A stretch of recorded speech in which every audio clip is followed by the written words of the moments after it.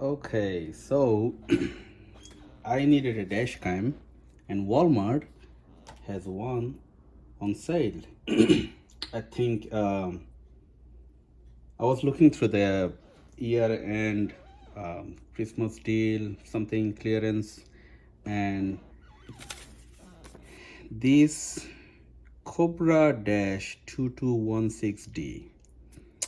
I think original price was something $200 or something, but with tax it came around $72 on Walmart last week. So I bought that. It came in the mail today. Opened the box. It's a pretty good box. So and here is everything that came in with. First of all, the manual. Pretty straightforward. So it says put the memory card inside first and add the cables to the back camera, add the Y splitter, and then connect it to the power adapter, connect it to the front one, mount the dash cam on the glass windshield, and the front one goes front, back one goes back, and that's it. It should be it. No foul play, no nothing. Plug and play. And then it says for view and editing, you can hook the camera directly to your laptop.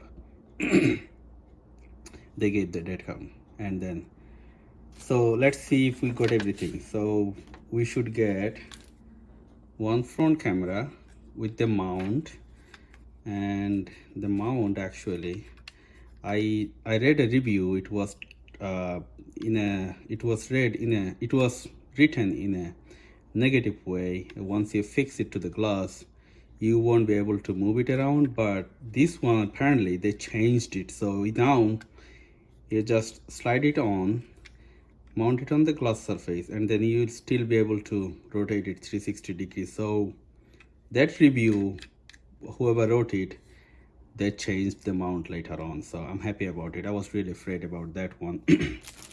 But on the back one, you know, once you hook it up on the glass surface, there is no moving around. So I'd have to be really careful to line on the when I'm mounting the back one. So anyway, that's but the front one is okay. So here is the mount, here is the camera, here's the rear camera with a tiny cable. So those are the two things. We got them, and it says there should be an extension cable between front and the rear camera. I believe this is the extension one, because it does look like it's extension. So the rear camera will go like this, and this one will come add to the Y splitter. Okay, so oh yeah, this is the Y splitter. Here goes the power, and this thing goes to the front camera. Now looking at looking at the Y splitter for the very first time, it threw me off. It threw me off just a little bit, but I'll explain in a minute. Here is the power adapter, power cable. So it goes to the USB, and it's a micro USB. And this is the data cable. So it's the same thing actually. This is the long cable. This is the long one for the car power cable. This is the data cable, the tiny one. And here's the adapter. So these are all the things. Oh, and this is a 16 gigabyte micro SD card that came in with the package. 16 gigabyte is too small in my opinion for dash cam.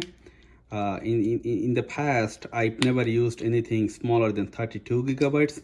32 gigabytes is a good size for one camera, but now that I have two cameras, I think I'll have to go bump it up to some 64 gigabytes or something. But anyway, it says, congratulations, because I bought it.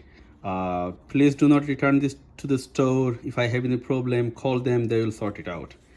hopefully we won't have any problem. But if there is any problem, I'll probably directly return it. I'm not going to bother them by calling them and then staying online for 30 minutes and then they say, okay, you can return it now.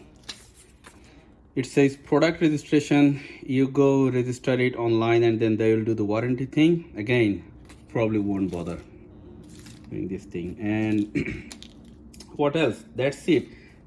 Speaking of the memory card, 16 gigabytes. I'm happy that they included it in the package.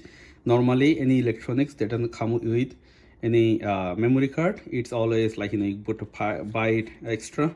But I'm happy they added it as a package deal. However, I probably won't be using it. I have another one on my own. It's a 32 gigabyte. So I'll probably use this one. It's a Think Plus. So for the first time, I will be using this one. It's a brand new one with the package. Hopefully it won't be any problem with the camera, but if it doesn't record or like anything, I'll switch it to the one that came in with it and give it another try. And then if it doesn't work, I'll probably return it. So that's the game plan. And let's go back to this Y splitter, how it threw me off for the first time. So I was thinking, because it's the one end on this side and then it comes to two end, Y splitter. So I was thinking this will go to the power, like the outlet, and then this will go to the front camera, this will go to the back camera, because this is the extension where the extension, back camera extension goes. And then I see, okay, no, this is a female, so the front camera actually cannot be connected with this one. This part, the one that's supposed to go to the outlet, actually it will go to the front camera like this, and then this one will go to the rear camera, and then coming back, this actually works backwards intuitively. I know it looks like it's a both-way connection, so it doesn't matter if you put the power in here, it will go both ways. But my intuition was, we will input the power here, it will go and then it will split, and the front camera will be connected with this end, rear camera will be connected with this end. That's how my first thought was. Everybody would probably be thinking like that, but the graphics here, it says no. As you can see on the Y split, this will go to the power one and this will go to the rear one. Oh, which one finger? This one will go to the rear one, and on the back way will go to the front camera. I'm sure they thought of about something, because they changed differently the intuitive way. They changed it to make it counterintuitive, probably because how it will be laying out within the car. But let's go try to set it up in the car, in my vehicle, and then I will let you know if this counterintuitive design is actually of any use, or the designer wanted to design anything different, and we'll let you know. A few moments later. How to hook it up. So, oh, that's a long power cable. I think I'll probably be able to take this power cable all the way to the back. For now, let me hook it up, power it on. Okay, so first it says English. Okay, that works. PM, so okay. So there it is recording.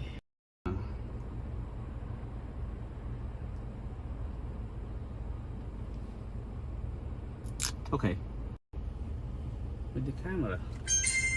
Okay, nice music. So my plan is to take this cable. I see, now it makes sense. Remember that counterintuitive design for this Y split, the input and output? It makes sense now.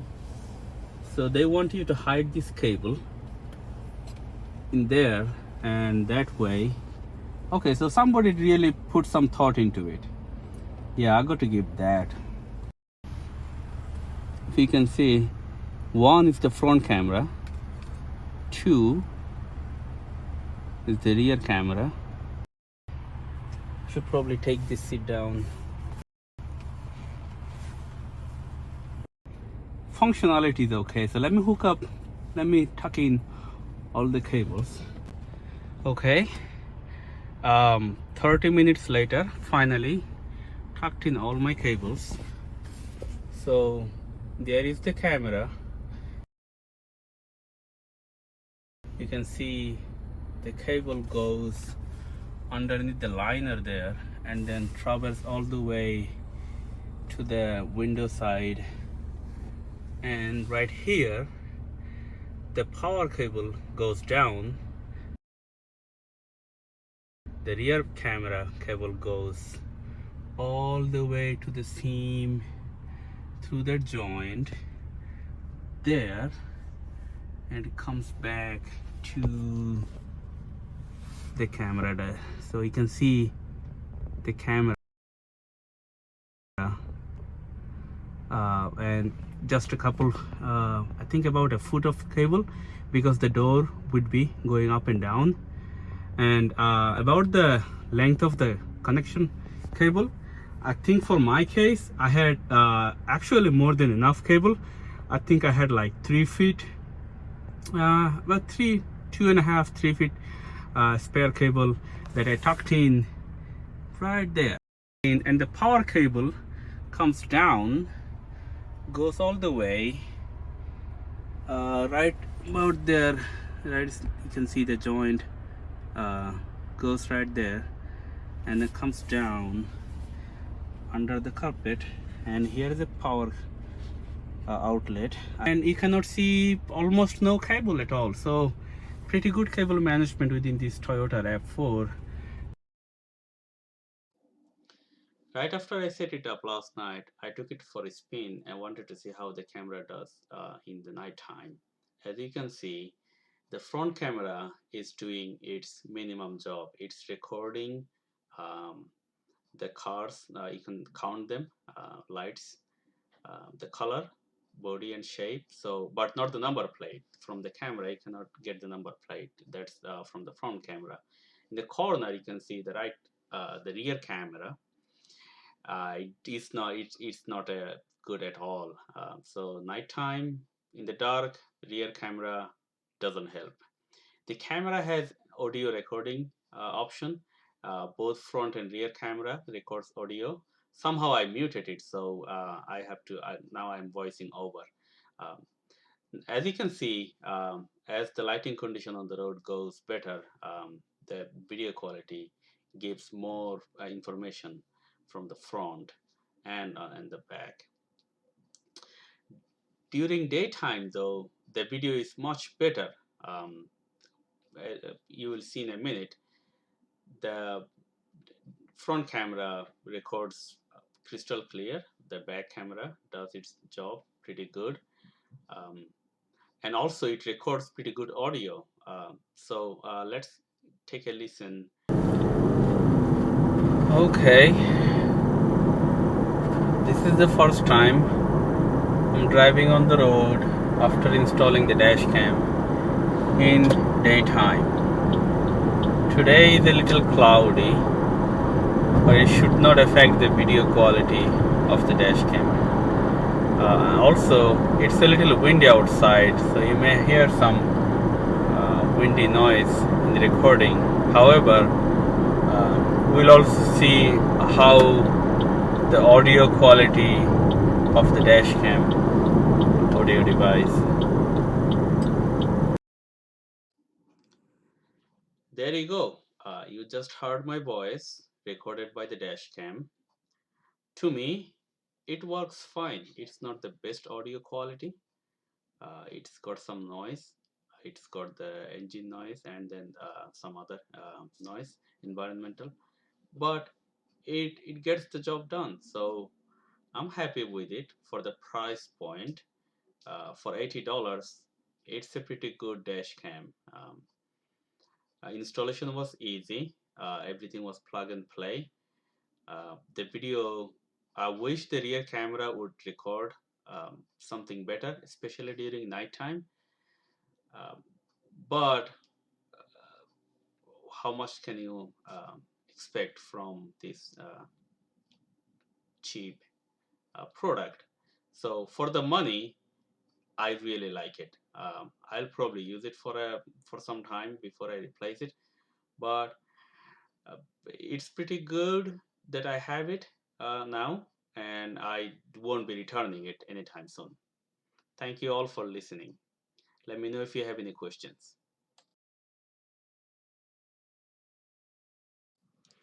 Since you all made this far of the video, I want you to enjoy this foolish man saving only 30 seconds at Costco gas pump by doing this weirdly refueling practice.